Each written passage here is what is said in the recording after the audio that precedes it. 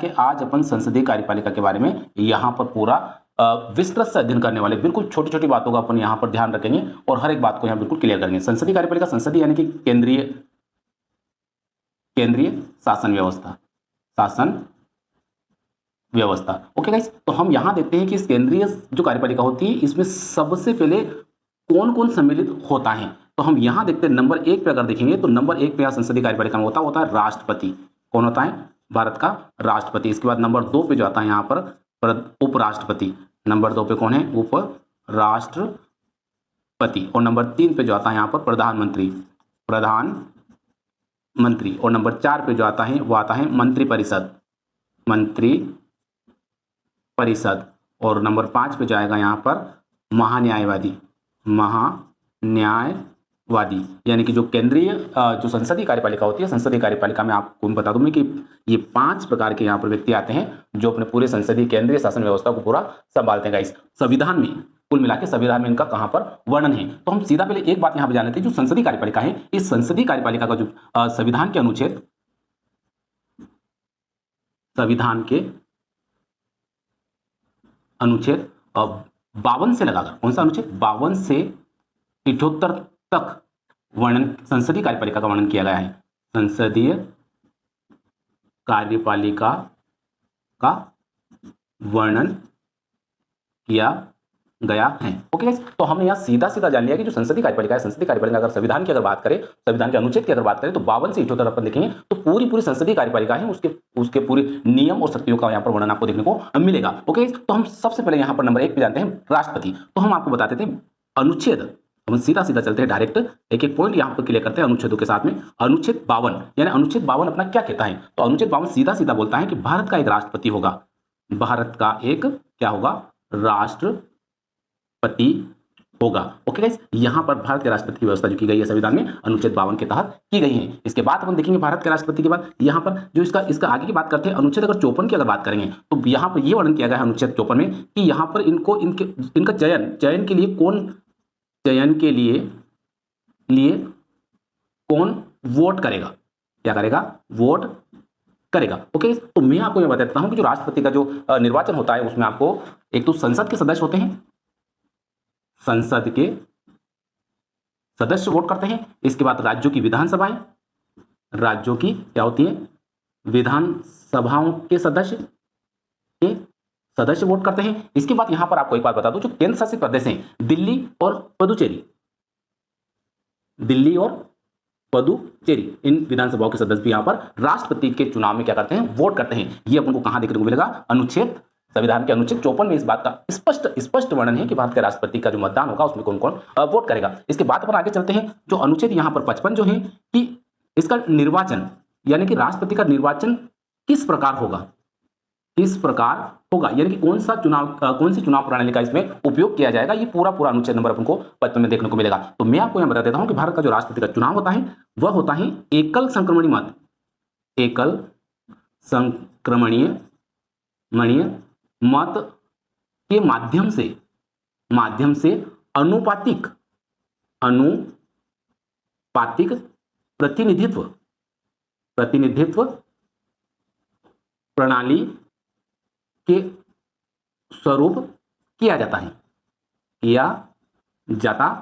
और जो राष्ट्रपति का जो निर्वाचन होता है, इसका पूरा राष्ट्रपति का निर्वाचन करने की जो जवाबदारी होती है वो राष्ट्रीय निर्वाचन आयोग की होती है। किसकी होती है? राष्ट्रीय निर्वाचन आयोग की होती है। इसके बाद अनुच्छेद 55 के बाद अनुच्छेद 56, ये भी राष्ट्रपति संबंधित है। अनुच्छेद 56 में राष्ट्रपति का क्या है? कार्यकाल, यानी कि राष्ट्रपति कितने समय तक अपने पद पर बना रहेगा। तो मैं आपको बताता हूं कि भारत का जो राष्ट्रपति का जो चुनाव होता है वह स्पष्ट है कि 5 सालों के लिए होता है। कितने सालों के लिए? 5 सालों के लिए भारत का राष्ट्रपति का चयन होता है। इसके बाद एक लास्ट अनुच्छेद और अपन राष्ट्रपति के बारे में देख लेते हैं, जो अनुच्छेद नंबर 61 है।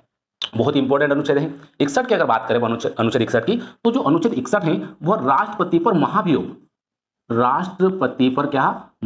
से संबंधित है। यानी कि मैं आपको बता देता हूं महाभियोग के बारे में कि भारत का जो राष्ट्रपति होता है उसको हटाने के लिए उस पर महाभियोग चलाया जाता है। यानी कि राष्ट्रपति को आसानी से पद से हटाया नहीं जाता है। यानी कि संसद के किसी भी सदन में राष्ट्रपति के खिलाफ महाभियोग लाया जा सकता है। और महाभियोग अगर अपन को पास करवाना है तो संसद के दोनों सदनों से 2/3 मतों से उसको पास करवाना होता है। अगर दोनों 2/3 मतों से अगर संसद से वो क्लियर हो जाता है तो राष्ट्रपति को उसी दिन अपने पद से त्याग पत्र देना होता है। ओके गाइस, तो हमने बिल्कुल राष्ट्रपति के बारे में यहाँ अच्छी तरह से जान लिया है जो आपको पता होना चाहिए। एक और बात यहाँ पर अपन यहाँ पर 61 पर यहाँ पहुंच के एक छोटी सी बात और आपको बता देता हूँ जो यहाँ पर इसको रफ करने के बाद आपको क्लियर करता हूँ। अनुच्छेद नंबर 58, अनुच्छेद नंबर जो 58 है वह भी राष्ट्रपति से संबंधित है। अनुच्छेद नंबर 58 ये है जो भारत का राष्ट्रपति होगा उसकी योग्यताओं से संबंधित है। किससे?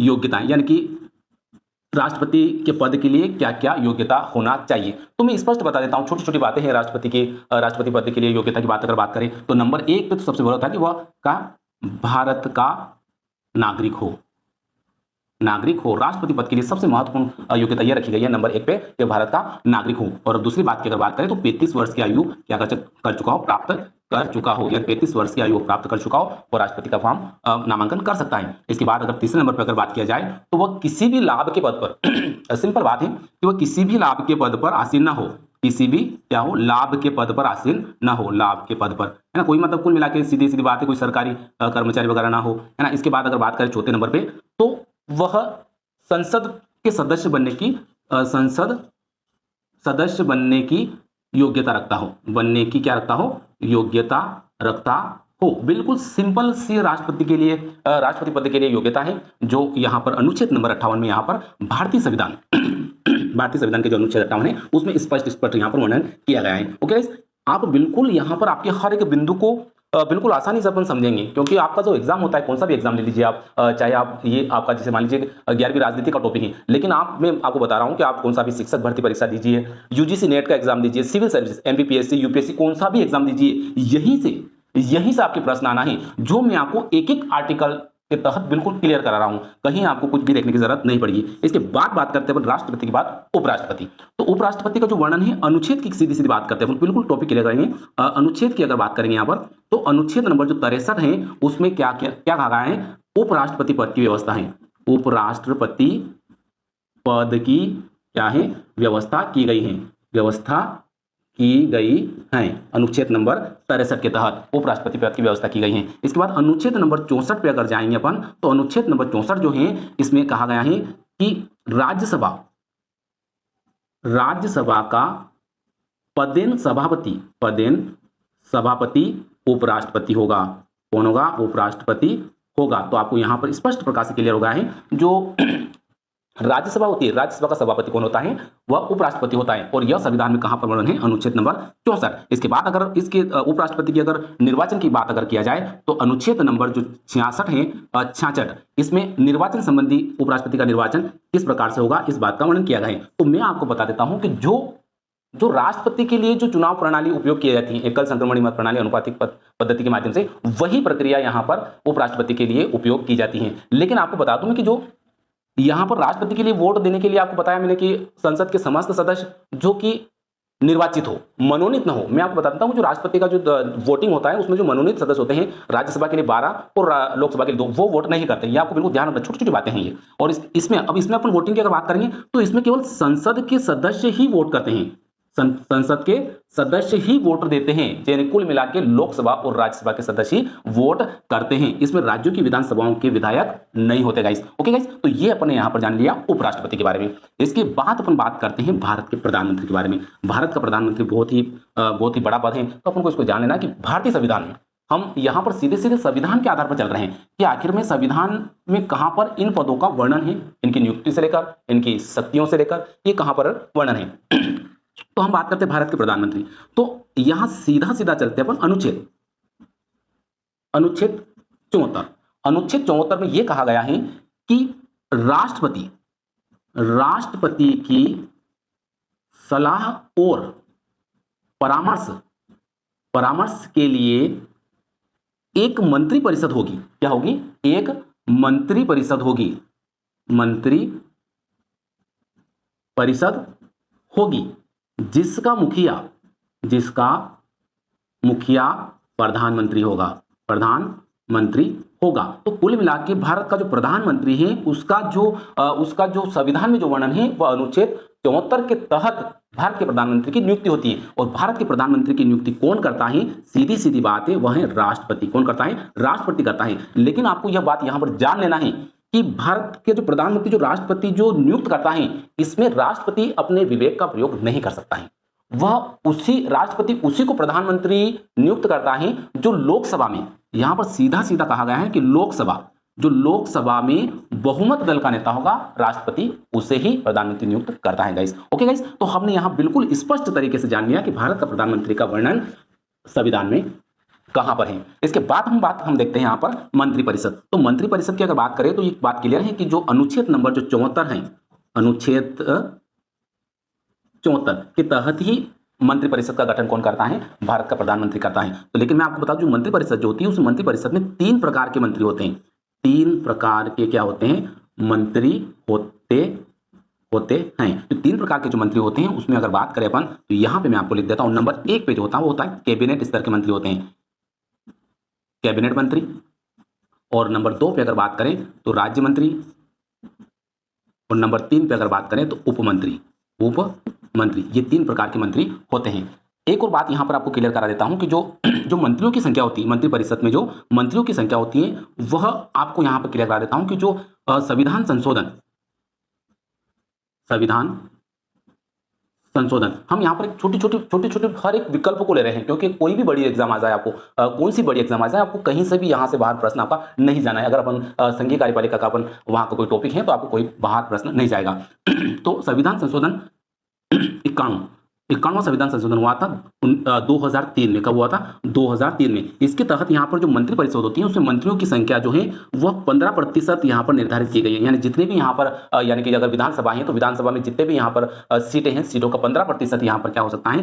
मंत्री यहाँ पर बनाए जा सकते हैं। ये बात आपको यहाँ पता होना चाहिए गाइस। हम इसके बाद एक एक के बारे में यहाँ पर चर्चा कर लेते हैं। जैसे अपन कैबिनेट मंत्री की अगर बात करें तो कैबिनेट मंत्री जो होता है वह प्रथम श्रेणी का मंत्री होता है। क्या होता है? प्रथम श्रेणी का क्या होता है? मंत्री होता है। जो विभागों का प्रमुख होता है, क्या होता है? विभाग, कोई भी विभाग का जो प्रमुख होगा वह कैबिनेट मंत्री होता है। सीधा सीधा आपको ये बात पता होना चाहिए। इसके बाद अगर राज्य मंत्री की अगर बात करें तो राज्य मंत्री यानी कि इनको ऐसे मंत्री होते हैं, यानी कि या तो जो कैबिनेट मंत्री होते हैं उसके स्वतंत्र प्रभाव के रूप में इनको कुछ विभाग दिए जाते हैं। उप मंत्री जो होते हैं, जैसे कि ओबीसी विभाग हुआ, एससी विभाग हुआ, इन विभागों के ये उप जो मंत्री होते हैं इनको यहाँ मंत्री बनाया जाता है। क्या बनाया जाता है? यहाँ पर मंत्री बनाया जाता है। ओके गाइस, तो यहाँ पर अपन ने जान लिया मंत्रिपरिषद के बारे में। इसके बाद हम यहाँ पर संसदीय कार्यपालिका में जो अगला जो बिंदु है यहाँ पर महान्यायवादी के बारे में अगर बात करें तो सबसे पहले अपन वही बात करते हैं, अनुच्छेद संविधान में इसका कहां पर वर्णन है?